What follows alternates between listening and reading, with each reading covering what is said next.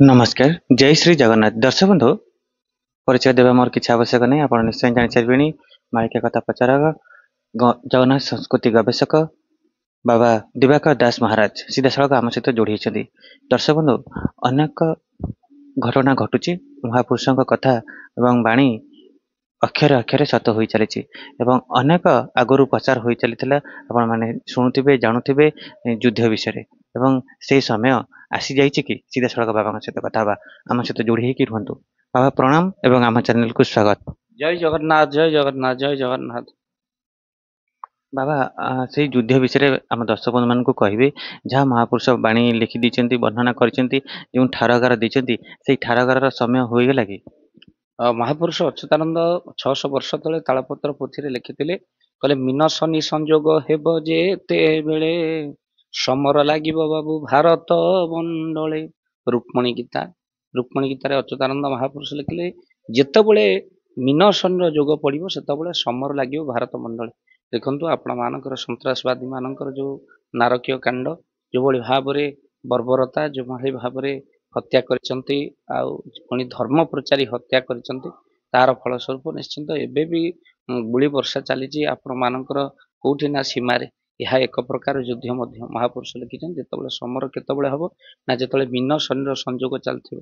भक्तबंधु मार्च 29 तारिख रे कुंभरू मीन को शनि आसिले आ जहा द्वारा भारत मंडल रे एबे युद्धर परिस्थिति महापुरुष लिखिछन सड़क पथ वायु पथ ता सहित जल पथर विभिन्न प्रकार दुर्घटना है भूमिकंपर मध्य सूचना है सब अद्भुत जिनस मीन शनि संजोग समय ही घटना घटव चिल्ल आपण मानकर पताका नहीं जावा हेउ महाप्रभु जगतर नाथ जगन्नाथ को लेकिन दीघा मंदिर को लेकिन बद हो भक्तबंधु कौटी धाम आपे आपे करी निज अहंकार बचस्थ महाप्रभु जगन्नाथ विकल्प कौटी ना श्रीक्षेत्र विकल्प कौटी ना किंतु सेठी दीघारे जगन्नाथ धाम लिखा तो नाना प्रकार मीन शनि संजोग बद हो महापुरुष लिखिते आही प्रकृत में सत्य हो चली पुनश्च जदि आमर गोटे ब्राह्मण घर छुआ बजार उपर माड़ खाए सेतबे समस्ते कहे ब्राह्मण छुआ माड़ खाला ब्राह्मण बुझे जदि कौन से तेली घर छुआ माड़ खाला तेली घर छुआ तेली बुझे तेणु गुड़िया घर कौटी माड़ खाइले गुड़िया घर कहीं कहबे आम सनातन हिंदू पिलाटी माड़ खाइला तेणु चलो समस्ते एकाठी हवा बिना दोष कहीं तक मार किंतु जदि गोटे मुसलमान टी कौटी माड़ खाइला समस्ते ये कथा जाए साउदी अरब पड़ आप जानते जो मुसलमान रही जार कम्युनिटी अतिशय कौन ना सारा विश्व विस्तारित तेणु जिते पाकिस्तान उपर भारत युद्ध घोषणा आरंभ करवा युद्ध हम एथर देखो महापुरुष लिखिन से युद्धर समय भयंकर हम आउ कौन भयंकर हम महापुरुष लिखिले कहले से समय भितर 13टी इस्लामिक कंट्री एकाठी हेबे महापुरुष लिखिं कहले 13 टोपिया जे एकाठी हेबे भारत सहित युद्ध करिवे कहले 13 टोपिया जे एकाठी हेबे 13टी इस्लामिक कंट्री एकाठी हेबे कहले से समय भितर गोटे देश विश्वासघात करेंगे से देश किए कहले विश्वासघातक टई चिना चुटी काटी देव से बेले सीना विश्वासघातक हम चीन जी कि चीन सेना सजेकी रखी केवल भारत विपक्ष में लड़ाई करने जहाँकि पाकिस्तान को पठाऊे संपूर्ण रूपे पाकिस्तान को सपोर्ट कर मृत्युर तांडव रचिला कोरोना समय जो वुहान सहर रु चाइनार कोविड-19 समय बाप पाखर छुआ पड़ेगला स्वामी स्त्री पाखर पड़ेगला घरे घरे विभीषिका तार मूल किए ना ये चीन तेणु भक्तबंधु विश्वासघात बट बोली महापुरुष लिखिं चीन कथा लिखिं तेणु यही भाव देश देश भितर जो समर कथा भयंकर युद्ध हम देश देश मध्य गोल हो जाइफुल ये कथाटी अटई ध्रुव मालिका नित्यांत भाव सत्य पर्वत शिखर फुटब कहीं अच्युत वचन टलिब ना घर घर भितर युद्ध भाई भाई युद्ध स्वामी स्त्री युद्ध मन विवेक युद्ध एनी टाइम युद्ध युद्ध सत्य त्रेता द्वापर कली युद्ध युद्ध ही सरी भक्तबंधु ये युद्ध सुनिश्चित भाव में महापुरुष लिखुं ना निश्चित भाव हम समस्त देश हस्तक्षेप करेंगे पाकिस्तान उपर आटाक हम से देखु आपण मानकर कौन शांति बैठक बस ये भाव में किसी समय आपण देखो युद्ध हबार होते सांगे सांगे समस्ते उत्तप्त रही ये निरीह 28 जन को हत्या कर दिया सांगे सांगे कौन हम ना सर्जिकल स्ट्राइक होबार आवश्यकता थी तेणु आस्ते आस्ते कौन ना कार्य थंडा पड़गला खाली बैठक बसुची तुहा बैठक बस लोक मान जो सत्ता को आनी प्रधानमंत्री लोकर भरोसा टूटी जाऊँगी आस्ते आस्ते कहीं कि पाराना कि करें जमी 28टा मुंड गड़ला जी 28 मुंड गड़ी जाता लोक जानी था सोशल मीडिया देखी था भारत ठीक बदला नहीं ପାକିସ୍ତାନ ଡରିକି ରହିଥାନ୍ତେ। କିନ୍ତୁ ସେଭଳି ଖାଲି ବୈଠକ ଚାଲିଛି। ଆଜି ଅମକ ହବ, ସେନା ରେଡି ହେଲେଣି, କେବଳ କିଛି ଖାଲି ବୈଠକ। ଦେଖାଯାଉ ଆଗେ ଆଗେ ଦେଖିକି ହୋତା है क्या। ସମସ୍ତଙ୍କ ଭରସା ଅଛି, ବିଶ୍ୱାସ ଅଛି ମାନନୀୟ ପ୍ରଧାନମନ୍ତ୍ରୀଙ୍କ ଉପରେ। ତ ଦେଖାଯାଉ କଣ ହଉଛି। ତ ନିଶ୍ଚିତ ଭାବରେ ସେ କଥା ଦେଖିବାକୁ ଗଲେ ଏଭଳି ଭାବରେ ଆମର କଣ ନା ଯୋଉଠି ଧର୍ମ ପ୍ରଚାରୀ ବିନାଶ କରୁଛନ୍ତି, ଆକୁ ନେଇ ରାଜନୀତି ନୁହଁ, ବରଂ ସମସ୍ତ ରାଜନୀତି ଏକାଠି ହୋଇ ଭାରତର ମନୋବଳ ବଢେଇବାର ଆବଶ୍ୟକତା ଅଛି। ସମସ୍ତେ ରାଜନୀତି ଦେଶ ପାଇଁ ହେବା ଦରକାର। ଏବେ ରାଜନୀତିର ସମୟ ନୁହଁ, ଦେଶକୁ ସମୃଦ୍ଧି କରିବାର ସମୟ। ଦେଶରେ ସବୁ ରାଜନୀତି ଏକାଠି ହେଇ ଦେଶର ସପକ୍ଷରେ ଛିଡା ହୋଇ ତେଣୁ ପାକିସ୍ତାନ ବିରୁଦ୍ଧରେ ଯୁଦ୍ଧ ଡାକରା ଦେବାର ଆବଶ୍ୟକତା ଅଛି। କାହିଁକିନା ସମୟ ଆଉ ନାହିଁ। ଭକ୍ତବନ୍ଧୁ ମହାପୁରୁଷ ମଧ୍ୟ ଲେଖିଛନ୍ତି ସେଇଭଳି ଭାବରେ। କଣ ଲେଖିଛନ୍ତି, ଯୋଉ ଏଇଭଳି ବିପଦ ଆସିବ, ପାକିସ୍ତାନର ଯିଏ ପରିସ୍ରା କରିଦେଲେ ଭାସିଯିବା ଦେଶ, ସିଏ ଭାରତକୁ ଡରଉଛି। ଆଠୁ ଦୁଃଖ ଆଉ କଣ ହେଇପାରେ। କାହିଁକି ଡରଉଛି ତାର ମଧ୍ୟ କାରଣ। କାହିଁକି ନା ପାକିସ୍ତାନ ଜାଣିଛି ଯେତିକି ଆତଙ୍କବାଦୀ ମୋ ପାକିସ୍ତାନରେ ନାହାନ୍ତି, ସେତିକି ଦେଶଦ୍ରୋହୀ ଭାରତରେ ଅଛନ୍ତି। ଯେତେବେଳେ ଇଣ୍ଡିଆ ପାକିସ୍ତାନ ମ୍ୟାଚ ହୁଏ, ସେତେବେଳେ ପାକିସ୍ତାନ ଜିତିଲେ ଭାରତରେ ବାଣ ଫୁଟେ। ଆଠୁ ଆଉ କଣ ବଡ ପ୍ରମାଣ ଅଛି ଯେ ଭାରତରେ ପାକିସ୍ତାନୀ ନାହାନ୍ତି ବୋଲି, ଦେଶଦ୍ରୋହୀ ନାହାନ୍ତି ବୋଲି। ଏତେ ଦେଶଦ୍ରୋହୀ ଆମେ ସୋସିଆଲ ମିଡିଆରେ ଦେଖୁଛୁ।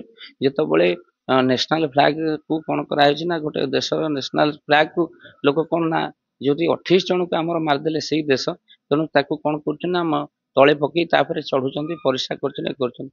ଜଣେ ଜଣଙ୍କ ଭିତରେ ଭାରି ହୃଦୟରୁ ଜାଗ୍ରତ ହେଇଯାଉଛି ଦେଶ ପ୍ରତି ଭଲ ପାଇବା। ନ୍ୟାସନାଲ ଫ୍ଲାଗ କୁ ଏମିତି କରିବା କଥା ନୁହଁ। ଏମିତି କରିବା କଥା ନୁହେଁ। କାହା ଫ୍ଲାଗ କୁ କରାହଉଛି, ପାକିସ୍ତାନକୁ କରାହଉଛି। ତେଣୁ ପାକିସ୍ତାନକୁ କଡା ଜବାବ ଏଗୁଡା ଦେଖିବା ଦରକାର। ତେଣୁ ପାକିସ୍ତାନରେ ରହୁଥିବା ଲୋକ ଏଗୁଡିକ ମାନେ ଦେଖିକି ସବୁ, ଆଜି ଇଣ୍ଡିଆ ଲୋକମାନେ ମଧ୍ୟ ପାକିସ୍ତାନ ଫ୍ଲାଗକୁ ଏତେ ଉପରେ ରଖି ସମ୍ମାନ ଦଉଛନ୍ତି। ତେଣୁ କହିବାର କଥା ହଉଛି, ବେଶୀ ଦେଶଦ୍ରୋହୀ ଆମର ଇଣ୍ଡିଆରେ ଅଛନ୍ତି। ଏମାନଙ୍କୁ ଖୋଜି ଖୋଜି ବାହାର କରିବା କଥା। ବାଂଲାଦେଶ ମାଡିଗଲେଣି, ତାଙ୍କୁ ଖୋଜି ଖୋଜି ବାହାର କରିବା କଥା। କେବଳ ଭୋଟ ବ୍ୟାଙ୍କ ଚକ୍କରରେ ସେମାନଙ୍କ ଆଧାର କାର୍ଡ ସ୍ଥାୟୀ ରଖିଲା ବେଳକୁ ଦିନରେ ଫେରି ରାତିରେ ଚୋରି କରି ବହୁତ ଲୋକଙ୍କୁ ବିନାଶ କରୁଛନ୍ତି। ଯୋଉଠି ହିନ୍ଦୁ ମନ୍ଦିରକୁ ଭାଙ୍ଗି ଦିଆଯାଉଛି, ପୋଡି ଦିଆଯାଉଛି ବାଂଲାଦେଶ। ଆଠୁ ଦୁଃଖ କଣ ହେଇପାରେ। ତେଣୁ ସେଥିପାଇଁ ସମସ୍ତେ ଜାଗ୍ରତ ହେବାର ଆବଶ୍ୟକତା ଅଛି। ଯୋଉମାନେ ଦେଶକୁ ଭଲ ପାଆନ୍ତି ସେମାନେ ଦେଶରେ ରୁହନ୍ତୁ। ଯୋଉମାନେ ଦେଶରେ ରହି କହୁଥିଲେ ଏ ଦେଶରେ ଆମେ ସୁରକ୍ଷିତ ନୁହଁ, ସେମାନଙ୍କୁ ପାକିସ୍ତାନ ପଠାଯାଉ। ସେମାନେ ମଧ୍ୟ ଦେଶରେ ରହିବା ଠାରୁ ଆଉ ବଡ ବିପତ୍ତି ସଂସାର ଭିତରେ କିଛି ନାହିଁ।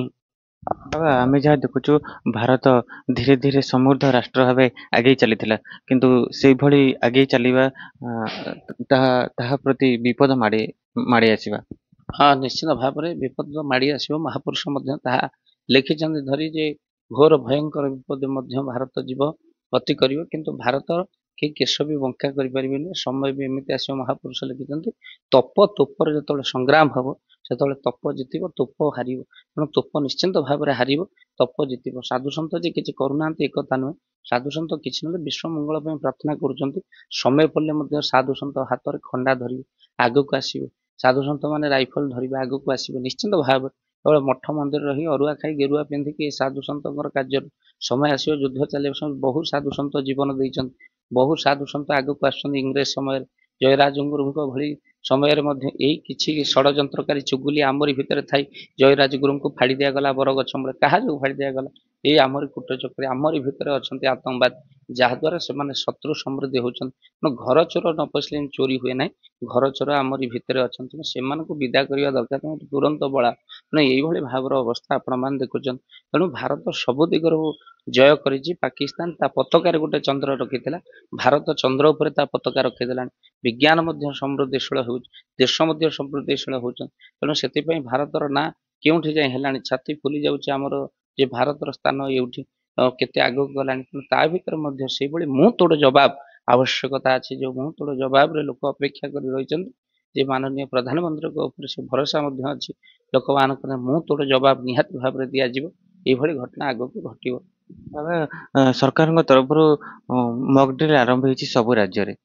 ହଁ, ନିଶ୍ଚିତ ଭାବରେ ଏ ତ ପ୍ରସ୍ତୁତି କେବଳ ଚାଲିଛି। ମକ୍ ଡ୍ରିଲ୍ ତ ଅଗଷ୍ଟ 15 ଆଉ ସ୍ୱାଧୀନତା ଦିବସରେ 15 ଲକ୍ଷ ସେନାକୁ ଦେଖେଇ ଏପଟେ ମଧ୍ୟ ଚାଲି ଧରି। ତେଣୁ ସେମାନେ ସମସ୍ତେ ଆମେ ବିବ୍ରତ ହେଇକି ଏଇଥିପାଇଁ ଆମେ ରହୁଛୁ ଯେ କେବଳ ସ୍ୱାଧୀନତା ଦିବସ ଦେଖେଇବା ପାଇଁ ସୈନ୍ୟ ଆଉ ଦେଖେଇବା ପାଇଁ ଏ ଯୋଉ ହେଲିକପ୍ଟର, ଏଗୁଡିକ କିଛି ଆବଶ୍ୟକ ନାହିଁ। ଶତ୍ରୁ ପାଇଁ ମଧ୍ୟ ରହିଛି। ତେଣୁ ଶତ୍ରୁର ବିନାଶ ହେଲେ ଆମେ ନିଶ୍ଚିନ୍ତ ଭାବରେ ଖୁସି ହବୁ।